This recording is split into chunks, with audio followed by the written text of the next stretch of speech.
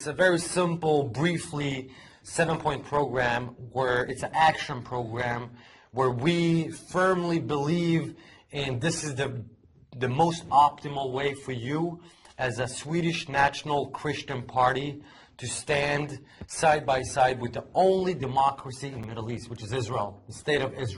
I would first of all start to analyze and investigate in the corruption affairs of the Swedish Humanitarian Aid Authority, SIDA. This is the biggest corruption, you will find the biggest corruption scandals in this agency. Second one, the Swedish humanitarian aid. So we need to decrease it from 720 million to zero, nothing. No more Swedish tax money to the corrupted thieves of the Palestinian Authority. We said that. The third point, the Swedish embassy should not be in Tel Aviv. It should be in the capital of the state of Israel, which is Jerusalem, which is the undivided, the eternal capital of the state of Israel. Undisputed, nothing else to discuss about. The Palestinian embassy of Sweden should be revoked. There shouldn't be a Palestinian embassy.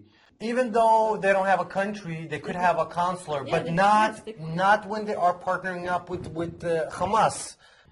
My fourth point, the Swedish church, what is their actual task? What is their actual assignment? It is a theological institution or a political institution?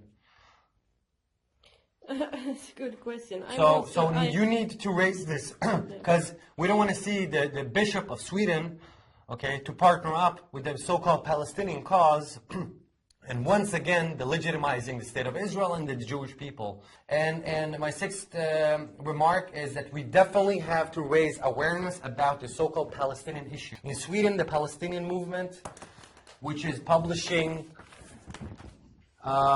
magazines with state-funded money like Isolate Israel. This is all propaganda. This is all hatred not from the Muslims. This is the interesting. For once, it's not hatred from the Muslims. This is hatred by the Swedish left. Yes.